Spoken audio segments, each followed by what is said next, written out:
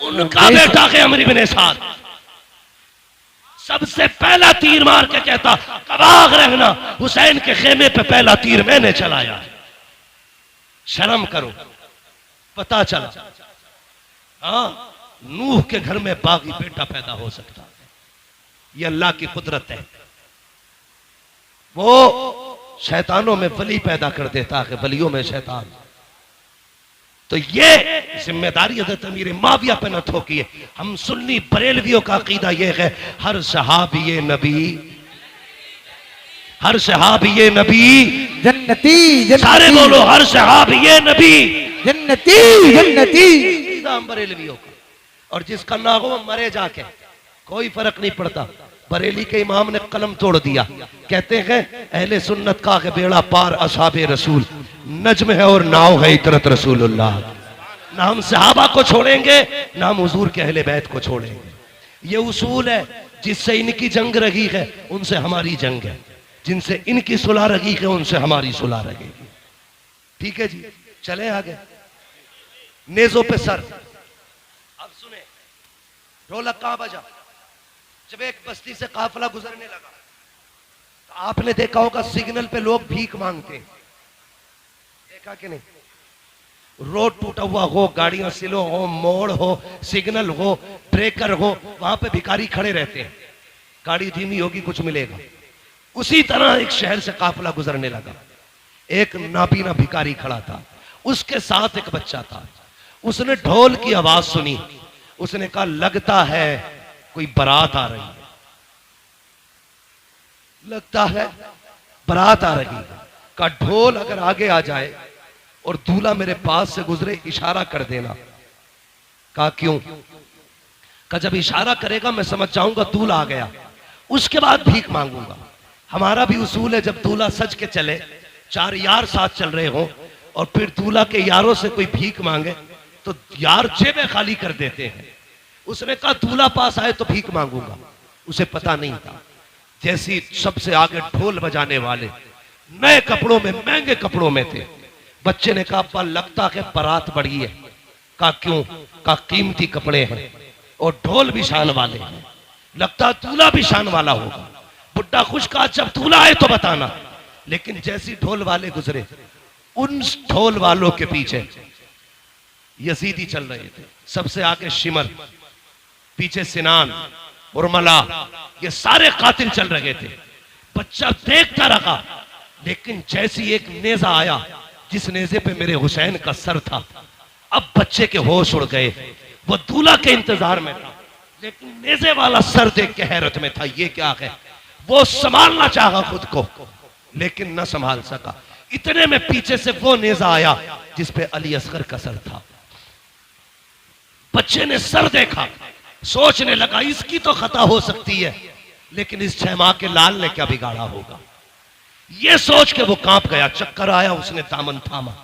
जैसी दामन थामा, बूढ़े ने समझा शायद दूल्हा आ गया है, सवारी गुजरने वाली है। उसने खुद को संभाला, इतने में सर आगे गुजरे। अल्लाह अकबर, सैयदा ज़ैनब की सवारी गुजर रही थी। साहिल कहता है ओ काफिले वालों, ओ दूल्हा बारात वालों, अली की खैरात दो, नबी की खैरात दो। जैसे इतना जुमला सुना है, मैंने कहा बेटी बेटी होती है। आज कई दिन के बाद बेटी ने बाप का नाम सुना था। कहती फिजा अम्मी कहा क्या? जरा इससे कहो तो सही, आज कई दिन के बाद हमने अपने बाप अली का नाम सुना है, इससे कह दो एक बार और अली का नाम ले दे। आप कहती फिर से अली का नाम ले। उसने फिर कहा अली की खैरात दो। फिर बेटी ने कहा इससे कहो एक बार और अली का नाम ले। उसने कहा अली की खैरात दो, नबी की खैरात दो। आपने कहा इससे पूछो तो सही, ये अली को जानता है क्या? उसने कहा मैंने देखा तो नहीं है, कभी मिला तो नहीं हो, लेकिन इतना जानता हो जिससे अली राजी हो जाता है उससे नबी राजी हो जाता है, जिससे नबी राजी हो जाता है उससे खुदा राजी हो जाता है। हजरत ज़ैनब ने कहा था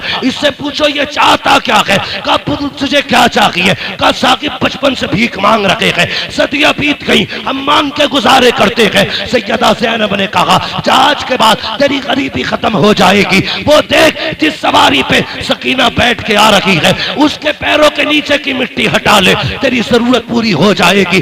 बच्चे ने दौड़ लगाई, वो सवारी जिस पे अली की सकीना जा रही है उसके नीचे की मिट्टी मिट्टी हटाई पैरों की, सोने का ढेर निकल आया। कहता अब्बा जी काम हो गया है। कहा क्या हुआ? कहा ये जो कैदी गए हैं इन्होंने पता बताया था मिट्टी हटाओ मिल जाएगा। कहा मिट्टी हटाई है मिल गया। कहा क्या मिला है? कहा सोने का ढेर निकल आया है। उसने कहा ठुकरा दे इसे सोने को। कहा फिर? कहा वहां लेके चल जहां ये कैदी गए हैं। कहा क्यों? कहा तू नहीं जानता है ये जो कैदी गुजर के गए हैं कोई आम कैदी नहीं है, या तो अली की बेटी गई है या नबी की बेटी गुजर के जा रही है। नारे तकबीर, नारे रिसालत, उलमाए अहले सुन्नत, मसलके आला हजरत, शहीद आजम कॉन्फ्रेंस, मुफ्ती हम्माद साहिब क़िबला।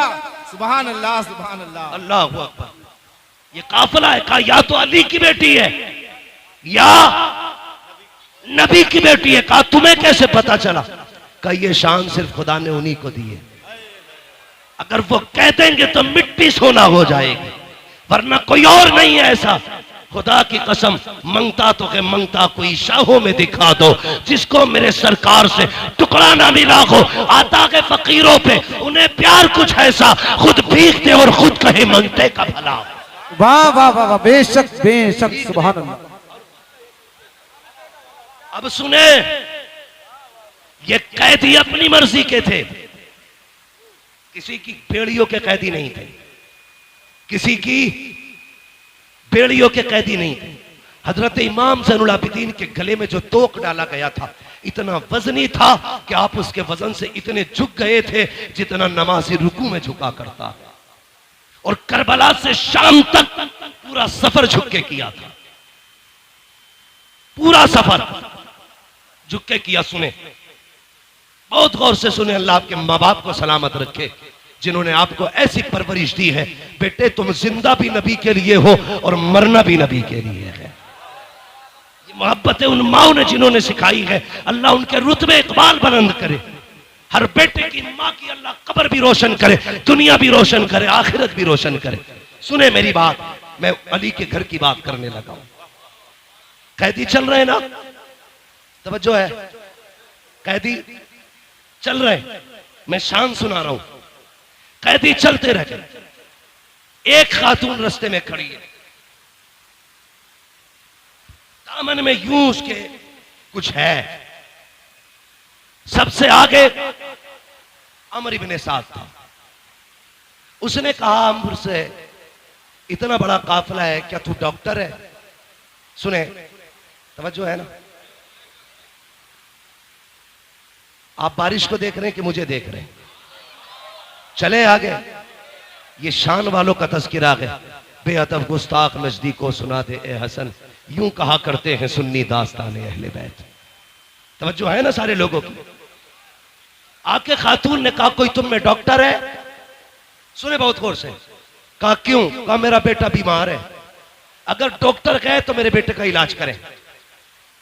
उसने हंस के कहा मजाक के तौर पे, अमर इब्ने साद ने, मैं तो डॉक्टर नहीं हूं, ये जो पेड़ियों में जकड़ के आ रहा है ये डॉक्टर है।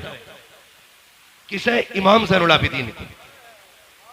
वो बूढ़ी आई आके कहने लगी, वो बेगुनाह कैदी तू डॉक्टर है?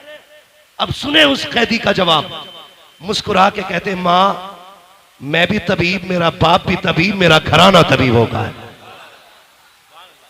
उसने इसलिए कहा था मजाक बने, लेकिन नहीं जानता था मरीज़े दर्द इसिया पंजतन के दर्द से मिलती है। जमाने में यही मशहूर है दारुश शिफा वाले, हाँ ते जिनके तलवों का थोबन है आबे हयात, है वो जाने मसीहा हमारा नबी, है वो जाने मसीहा हमारा नबी, है वो जाने मसीहा हमारा नबी, सारे बरेली वाले बोले है वो जाने मसीहा नबी, हमारा नबी। का मैं डॉक्टर, मेरा बाप भी डॉक्टर, मेरा दादा भी डॉक्टर, मेरा घराना डॉक्टरों का। उसने कहा फिर ऐसा कर, मेरा बेटा बीमार है। आपने फरमाया मैं चलूंगा, लेकिन इनसे इजाजत ले ले। किन से? जिन्होंने कैदी बना रखा है। बूढ़ी जाके कहने लगी जरा इसे आजाद कर। उसने कहा क्या देगी? उसने कहा 7 बेटियों का जेवर है, एक बेटा है 7 बेटी है, सारा सोना ले ले, मेरा बेटा बचा ले। 7 बेटियों का जेवर दे दिया। बहन बहन होती है, अगर कोई भाई के बदले में जान मांग लेना, बहनें जान निछावर कर देंगी। बेशक बस इतना कहते ये बच जाएगा, बहनें जान दे देंगी। अजीब रिश्ता होता है, मैंने देखा है। भाई पैदा ना हो, सजदे में गिर के भाई की पैदाइश की बहनें दुआएं करती हैं। अगर भाई पैदा हो जाए तो मां बन के बहनें पाला करती हैं। जवान हो जाए उसके सेहरे के ख्वाब बहनें देखा करती है। दुआ करो किसी बहन के सामने भाई का जनाजा ना उठे। मैंने यहां तक देखा है भाई जनाजे में होते हैं उनको दूल्हा बहनें बनाया करती है।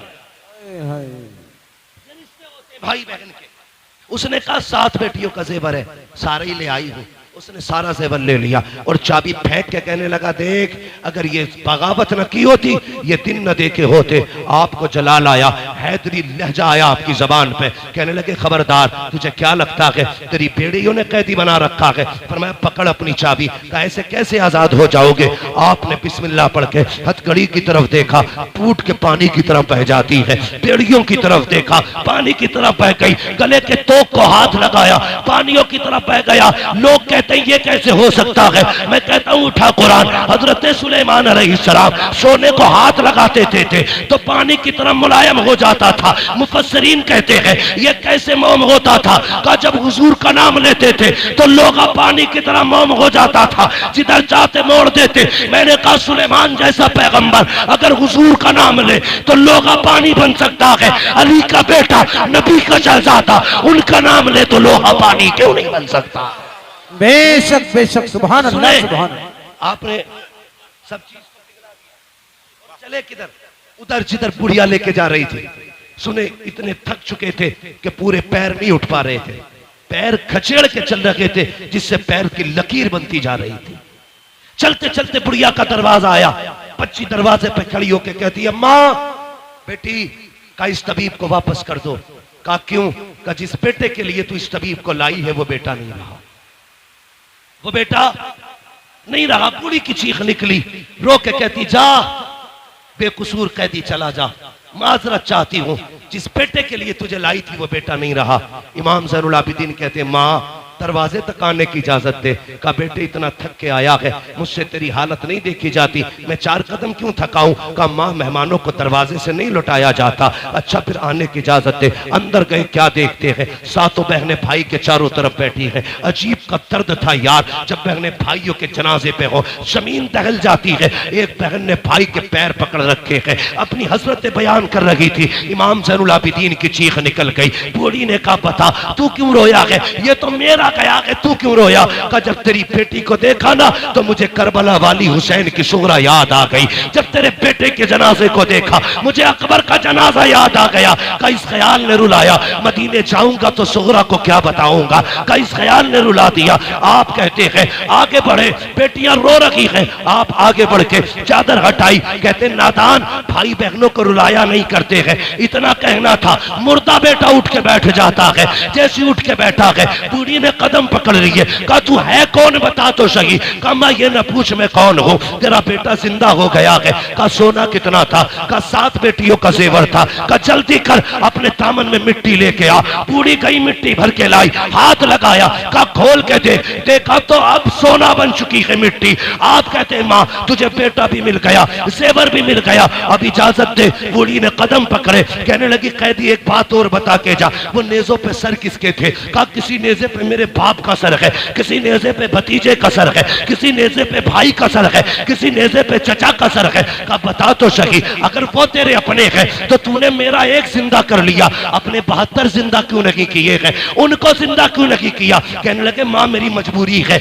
वरना उन्हें भी जिंदा कर लेता। कहा कौन सी मजबूरी? कहा यहाँ नहीं बता सकता, चल वहां पे जहाँ पे नेजों पे सर है। बुढ़ी का हाथ पकड़ा, वहां लेके आए हैं जहाँ नेजों पे सर है। आके वहां खड़े हुए जिस नेज़े पे इमाम का सर था। आप कहते हैं बाबा जो कुरान पूरे रास्ते में अपने ज़ैनुल आबिदीन को सुनाया है जरा फिर से सुना दीजिए। जैसे इतना कहा है सरे हुसैन घूमा है इमाम ज़ैनुल आबिदीन की तरफ, मेरे इमाम का चेहरा आया और लबों से सूरह रहमान की तिलावत शुरू हो जाती है, लबों से सूरह रहमान की तिलावत। आप कहते हैं माई देख तो सही, मेरे आगे ये मजबूरी है। कहा बेटी समझ ही नहीं। आपने फरमाया माँ जिंदा वो किए जाते हैं जो मर जाते हैं, जो पहले से जिंदा होते हैं वो जिंदा नहीं किए जाते।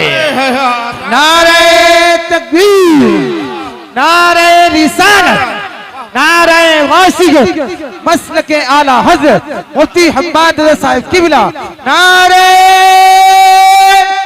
हैदरी। मां वो जिंदा नहीं किए जाते जो पहले से जिंदा होते गए। कत्ले हुसैन असल में मर गए यजीद गए, इस्लाम जिंदा होता गए हर करबला के बाद। वाह वाह सुभान अल्लाह, अल्लाह अकबर, या रसूल अल्लाह। जवाब नहीं काशिफ साहब।